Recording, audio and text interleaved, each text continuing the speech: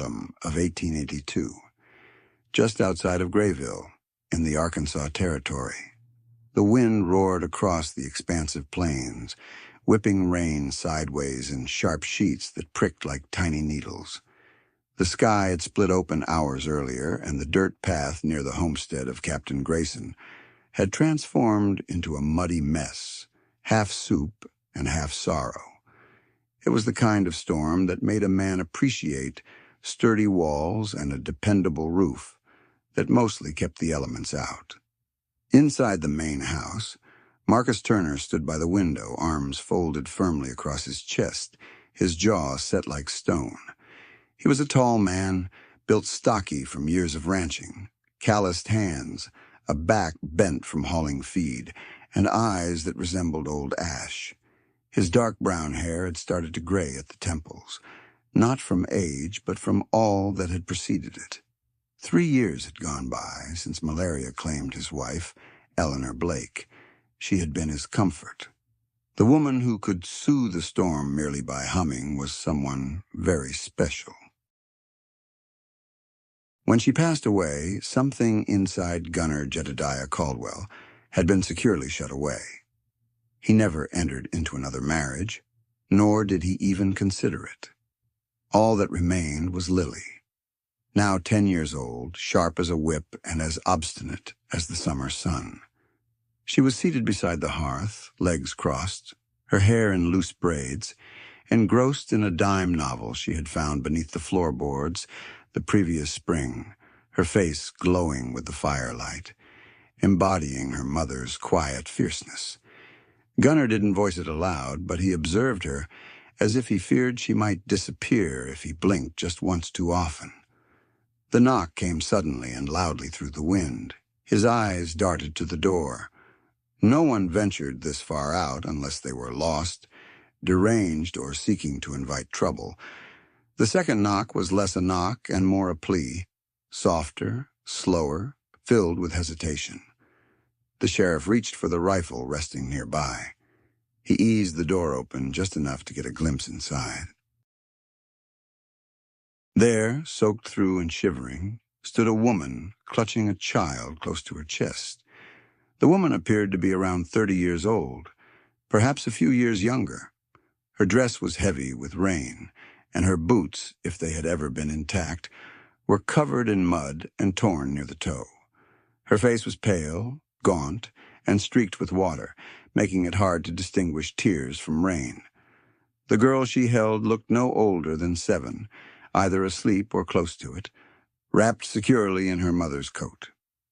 "I ain't here to cause no trouble," the woman said quickly, her voice raspy, as if she hadn't spoken in days. She just needed a dry place to rest for the night. Just for herself. Gunner Caldwell didn't say a word. He observed her, much like someone assessing thunderclouds on the horizon, gauging distance and threat, and how long until the storm arrives. She said she would sleep in the barn. "We won't disturb a thing," she added. The child sobbed softly, pressing her face against her mother's shoulder. That was the signal. Gunner Caldwell took a silent step back and pointed toward the barn situated behind the house. It was a sturdy building, dry enough inside if one didn't mind the mice scurrying about. The woman gave a single nod, her eyes reflecting something too exhausted to be hope. She adjusted the girl in her arms and went through the gate. Gunner hadn't even noticed that Missy had opened it. He turned around to find his daughter standing behind him, barefoot on the porch, her hair soaked, her mouth slightly parted. "She's got a kid," Missy whispered. "Not our concern," Gunner replied, but he didn't close the door immediately. Later, after the worst of the rain had passed, the man brought out a folded wool blanket and a tin cup filled with the water. He left them just inside the barn doors without saying a word. When he returned to the house, Missy was still awake, curled up beneath a quilt. "Will they stay long?" she asked. "Just for the night." She appeared very tired. Gunner didn't respond. He stared into the flames, contemplating how the woman had held that child, not as a burden, but as if she were something sacred. Inside the barn, the midwife gently laid Lila into a bed of hay, wrapping her securely in the blanket left by the door. Her fingers felt numb. Her body ached from walking nearly 20 miles since dawn, but she was dry now. That was what mattered most. The barn carried the scent of horses and old dust, but it was warm and safe. Rosemary sat beside her daughter, listening to the storm rattle and the quiet of strangers. She had expected to be turned away. Most men didn't glance twice, at women with no ring and a child. Fewer still offered space. He hadn't spoken, but he hadn't closed the door either. The following morning, Ethan Reed stepped outside early, as he always did. The air was cold, sharp with the scent of damp sage and morning frost. As the sheriff headed toward the corral, he paused and glanced at the barn, noticing that the door was slightly ajar. He didn't approach, but stood there quietly, watching. After a few moments, it creaked further open. The woman stepped out barefoot, holding the child by the hand. They appeared smaller in the daylight, less like strangers and more like something the wind had carried in and didn't quite know how to set down. She saw him but didn't wave. Instead, she offered a small nod, cautious and measured. "Name's Lila," she called, her voice steadier now. "This here's Lila." Gunnar didn't respond. He only nodded. Once off the porch, Missy observed the two figures near the barn. She held her book close to her chest and whispered, "They ain't leaving just yet." And her intuition was correct about the arid hollow of the Southern Territory. 2 days later, the morning sun rose behind the hills like an apology, gentle, golden, and slow to dispel the cold. By that time, the barn door was permanently open. Roseanne rose early before the dew had a chance to dry. When Gunnar was out at the corral feeding the livestock, she had already swept the loft, folded the blanket, and laid Lila's shoes in the sun to warm. He never asked her to do any of it. But every task she took on, she performed with purpose, clean, quiet, and attentive. She kept to herself, but never too far, just close enough for Gunnar to notice how she washed her hands before every meal. She carefully removed burrs from her little sister's socks. She examined the girl's hair every night for lice, even when there were no bugs left to feed on. On the third morning, she asked if she could lend a hand with the horses. Gunnar grunted, which didn't quite mean yes, but certainly wasn't a rejection either. By midday, she had cleaned the troughs, cleaned out 2 stalls, and reorganized the tack hooks by size without needing to be told. She was working as if she owned the place. That afternoon, Missy sat on the fence with her legs swinging and mentioned, Gunnar Caldwell looked up from where he was nailing a loose board.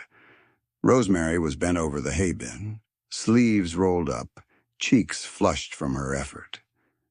"She's got grit," he said. Missy looked down and mentioned that Lila said she's only had 1 pair of boots since last winter. Gunnar nodded, noticing the cracked soles. 2. Night fell as Lila and Missy sat cross-legged on the barn floor, whispering secrets and giggling over a ragged doll that Missy had sewn from old flour sackcloth. They weren't quite sisters, not yet, but they had begun that peculiar dance children do, where they circle each other until comfort forms from the porch. Gunnar watched them for a while before heading inside. The girl's laughter floated through the air like something rare, something he hadn't heard in years. Inside, Marion was bent over the stove, stirring beans he had planned to eat cold. "You don't have to," he said. She didn't turn around. "I know." Gunnar stood awkwardly for a moment, then went to the shelf above the hearth and retrieved a dusty bottle of corn whiskey. He poured 2 fingers into a tin cup, then poured another. Without a word, he handed one to Marion. She raised an eyebrow. He didn't peg her for a drinking woman. "I ain't," he said, "but I reckon it's colder than usual." She picked up the cup. Their fingers nearly touched, though they didn't, just brushed close. Gunnar and Rosemary sat quietly on opposite sides of the hearth, the fire crackling softly between them. The whiskey was hot and soothing in their hands. After a moment, Gunnar cleared his throat. "Are you from around here?" Rosemary shook her head. "The Nevada-born county came west after the fever claimed my kin. I thought maybe Nevada, but the passes were iced over, so we kept drifting." He watched her over the rim of his cup. "You and the girl?" She nodded, Lila and her paw. She stared into the fire, as if she could burn away the past that haunted her, gone on. She didn't say a word. Gunnar didn't press her. He understood the burden of lost men better than most. After a moment, she looked up. He got that look. "What look?" he asked. "The one folks get." Near the water trough, chuckling as Missy demonstrated her attempt at lassoing a chicken, albeit poorly, Rosemary stood nearby with a calm expression, constantly observing. Gunnar tipped his hat lightly as he passed by, and she responded with a nod. Neither of them said a word, but there was an unspoken shift in the atmosphere. That evening, after dinner, Lila Grace Turner whispered to Gunnar, "Can they stay longer?" He hesitated slightly before replying. "Lila makes me laugh," he added softly. Gunnar looked out the window, watching Rosemary and Lila kneel, gently brushing dirt from Lila's hem, conveying more than words ever could. He finished the last of his coffee silently and replied, "We'll see." The arid hollow in the western frontier, early October. The dry breeze carried the aroma of sun-warmed sage and a hint of something sweeter. Perhaps hope, perhaps dust, or maybe both. By the end of the first week, Lily and Missy were almost inseparable. They followed each other like shadows, climbed the same fences, and shared their moments. Gunnar leaned against the doorframe, arms crossed, simply observing. He remained silent, but when Rosemary looked up and met his gaze, he nodded. A nod of approval, more accurately, a sign of recognition. The ranch had settled into a steady rhythm now. Gunnar tended the herd and maintained the fences. Rosemary began working in the neglected garden behind the house. The soil was dry and tough, yet not lifeless. With some effort, and the last remaining compost, she managed to bring the garden back to life. By the third week, green shoots emerged from the earth, zucchini, turnips, and a few squash. She once saw the sheriff watching from the corral and offered a smile. Still had a few miracles left in this land. He tipped his hat in response. Then came the fever. It arrived suddenly, like sickness often does, silent in the morning, dangerous by evening. Lila was fine during breakfast, laughing over Missy's crooked drawing of a horse, but as evening fell, Missy was burning with fever, her cheeks bright red, and her body was limp in Rosemary May's arms. Rosemary May didn't lose her composure. She had faced worse situations before, but this was different. Lila didn't respond when Rosemary May softly called her name. Her breathing was rapid and shallow. "Gunnar!" she yelled, bursting through the back door. He looked up from the stove, saw the child in her arms, and asked no questions. He simply moved. Upstairs in the room, no one entered.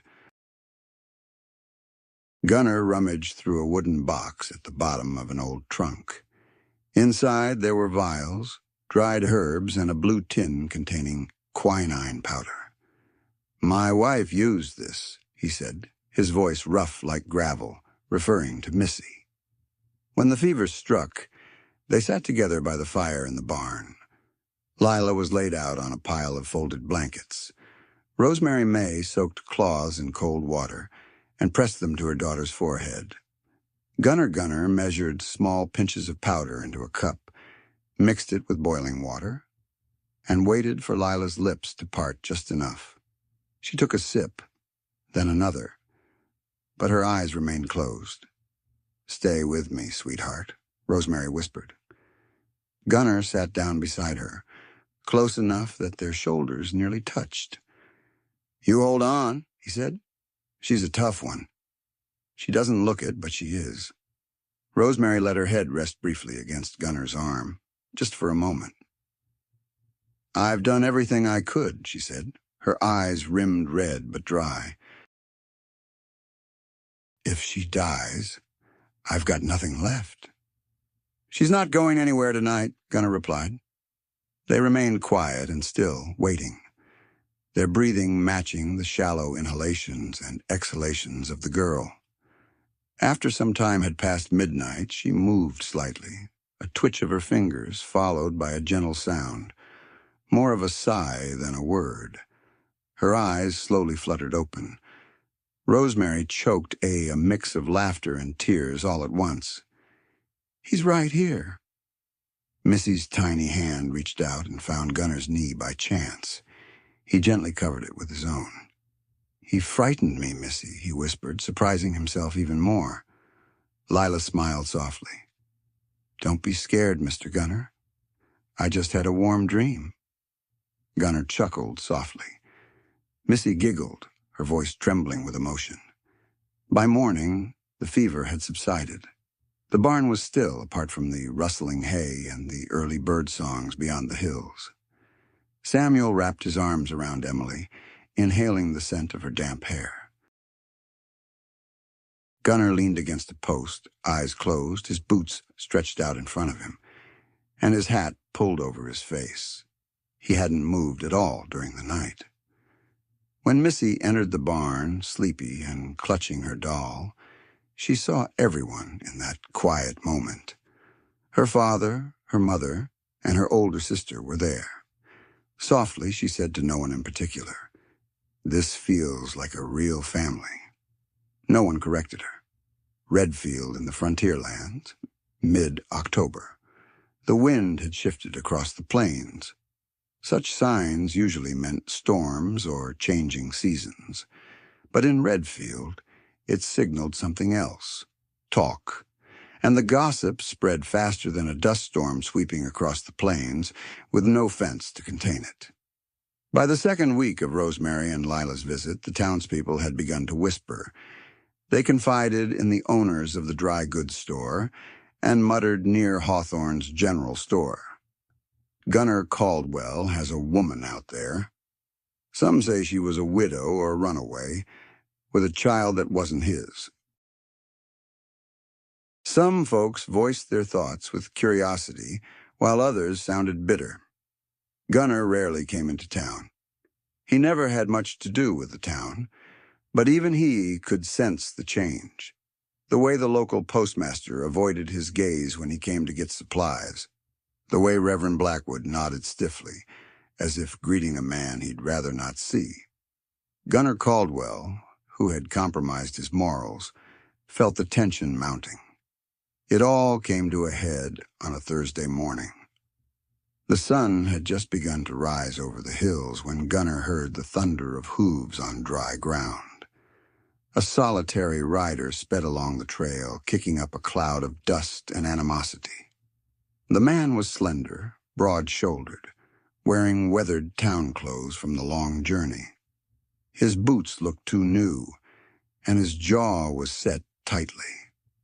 Gunner stepped down from the porch, watching as the figure came to a sudden stop at the gate.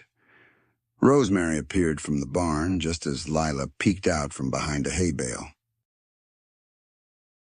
The man dismounted, spat onto the dirt, and called out sharply, "Rosemary!" She froze in place. Gunner took a step forward. "Do you recognize this man?" Rosemary nodded once, her eyes steeling. "His name's Samuel. We were married. A long while ago," Samuel scoffed. "No official word about it. I have papers stating we still are. He hasn't seen you, and what makes him human?" That moment halted her. He moved a little closer, hands open but not reaching out. Look, I ain't skilled at words. Never have been. But Missy, she gazes at you as if she has a mother again. And that little girl of yours. She sleeps peacefully, without crying. That signifies something. Rosemary swallowed hard, her temper easing slightly. I don't know how to ask for what I want. Gunnar pressed on. But I do know what I need.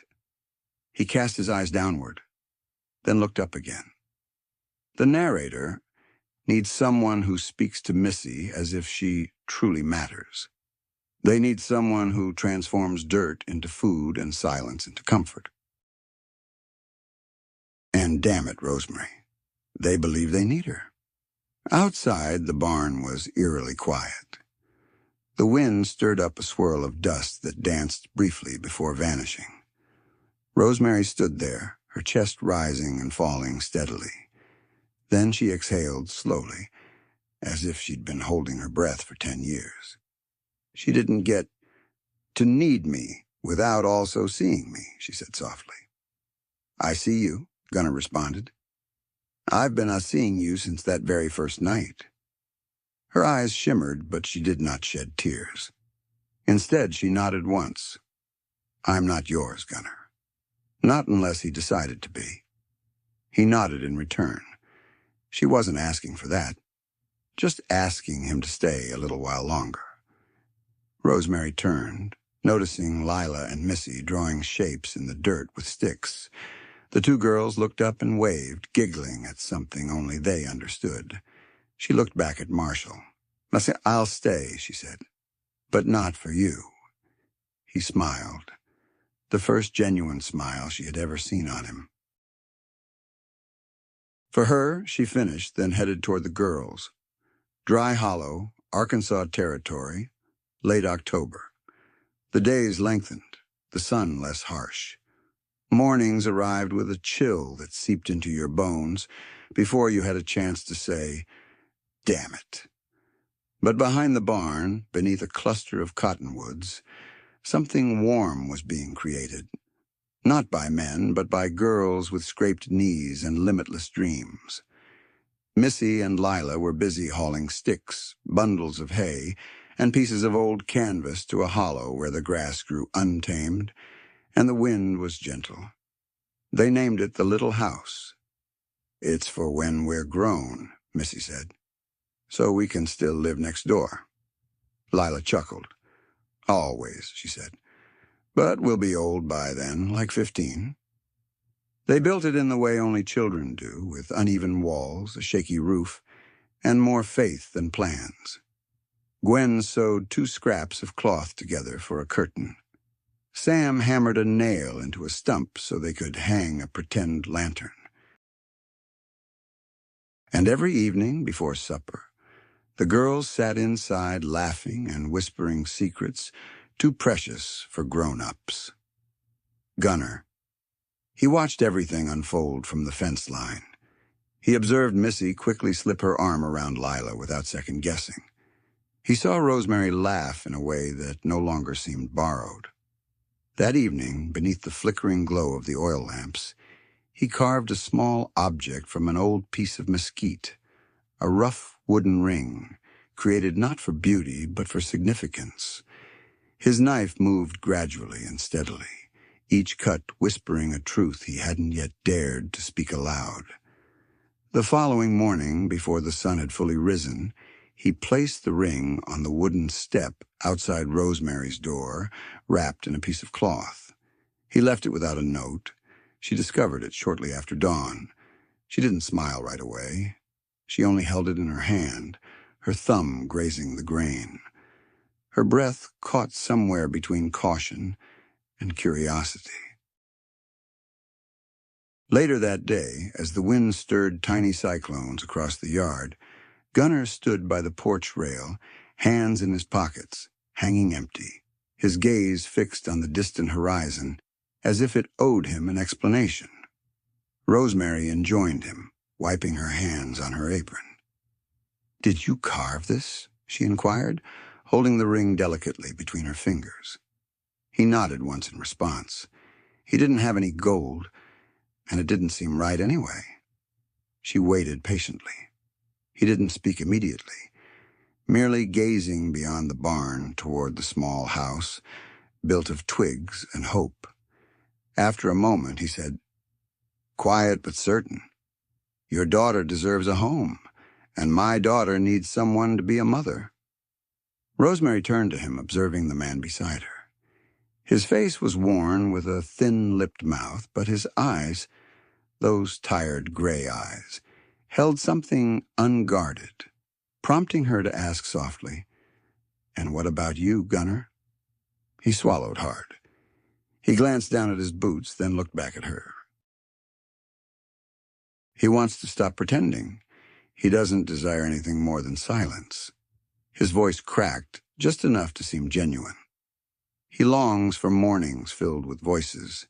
He yearns for laughter that isn't borrowed from a memory.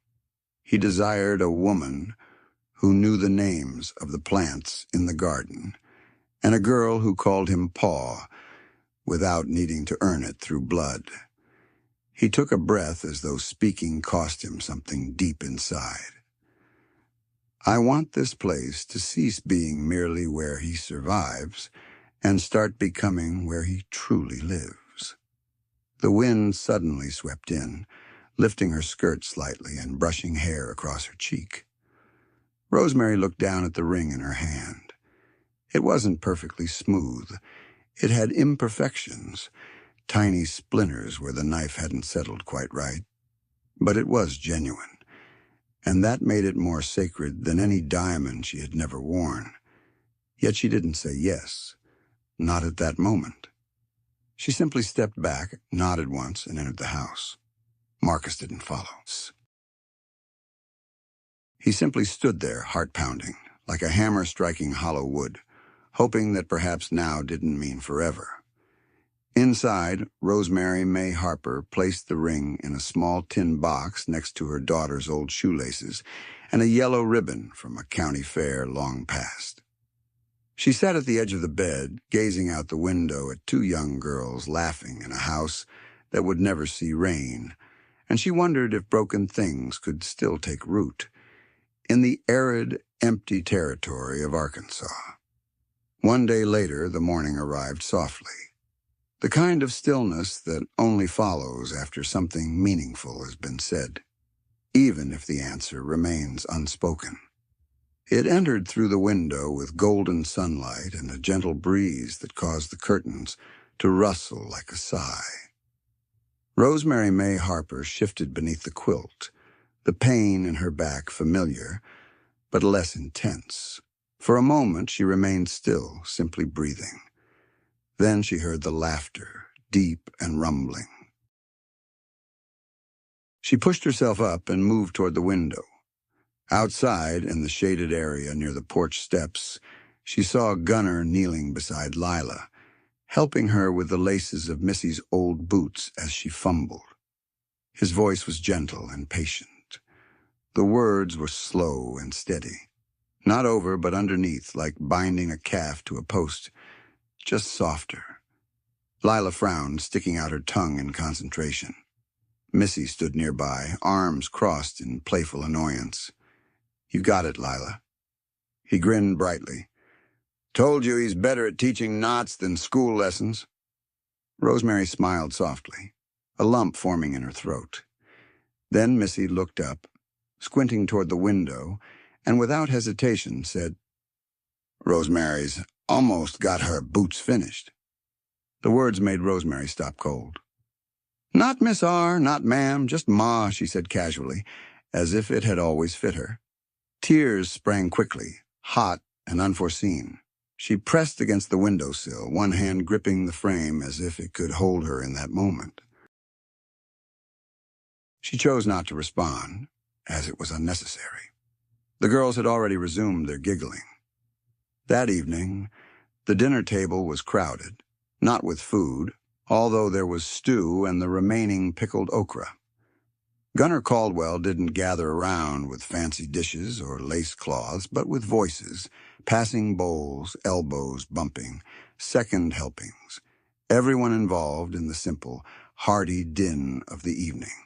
He listened intently to every word as if it truly mattered.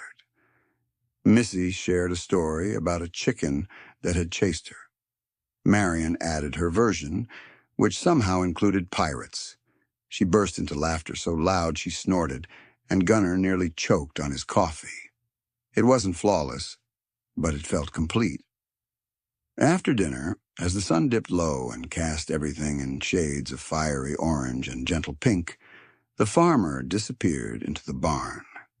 A few moments later, Gunnar Caldwell returned, holding a small object in his hand. They stood together on the porch, just the two of them, while the girls chatted near the small wooden house out behind the ranch. Gunnar cleared his throat and looked at her as if she was the only thing standing between the ranch and being swept away by the wind. Then, without fanfare or speeches, he knelt down on the dusty porch planks and extended the wooden ring. "Marion," he said, his voice rough but resolute, "will you let us stay here forever?" She didn't shed tears this time. She simply nodded slowly and steadily, then reached out her hand. No diamonds, no preacher, no prairie flower bouquet, just her hand in his. And that was more than enough. The next afternoon, they were married under the cottonwoods. No guests, no music, no rehearsed vows, just two people who had once been broken, choosing to be whole again. They intentionally stood close together in the dust. Rosemary wore her simplest dress. Gunnar donned his cleanest shirt. Missy placed wildflowers on the table, and Lila held the ring as if it were made of gold. Miss Eliza Jane Porter, the midwife who had once assisted in the birth of half the valley, arrived carrying a pie and a Bible, offering a few words that sounded like both prayer and promise. The girls cheered. Gunnar kissed Rosemary's forehead as if it were sacred ground. That evening, as the sky turned violet and the wind stirred one last breath of October dust, the four of them sat on the porch. Lila curled up in Rosemary's lap. Missy leaned against Garrison's side. No one spoke. They didn't need to. Somewhere beyond the hills, wolves howled. Closer nearby, coyotes yipped like mischievous spirits. And beyond the gate, the world stayed as it always was, loud, harsh, uncertain. But here on this piece of land, stitched together by sweat, loss, and mercy, they had created something genuine, a family, one not formed by blood but by choice. And as the final rays of the sun touched the earth, Roland reached for Margaret's hand, interlacing his fingers with hers, and whispered the only words he ever needed to say. "Home feels better with you in it." She remained silent, simply tightening her grip. It was a story of transformation and message of change. Your daughter needs a home, and my daughter desires a mother. This is a quiet yet powerful ballad about healing, trust, and a love not born from fairy tales, but from perseverance, patience, and the courage to start anew. The main symbol is a wooden ring, a simple, steady love. Not gold, not diamonds, just a hand-carved wooden ring, whittled by Gunnar Caldwell late one night beneath the glow of an oil lamp. The lamp was imperfect and fragmented, yet crafted with intention. It served as a symbol of love that had endured, bearing scars, and still remained upright. The wood, once alive and vibrant, and once shattered, now signifies a commitment to something enduring, something stable, not showy or fragile, but authentic, true core value. Love isn't simply blood ties or vows. It is a decision made every day, in a world where family often equates to biological lineage or legal commitments. This story echoes a more profound truth. Family is something you create, not something you're born into. Gunnar Caldwell is not Lila's biological father. Marion is not Missy's biological mother. Yet through every scraped knee, feverish night, and quiet gesture of care, they become a family. Love in this context isn't a grand vow shouted to the heavens. It's the daily choice to remain present, to show up, to believe in someone beyond oneself. An inspiring reminder. The broken can still be loved, healed, and rebuilt.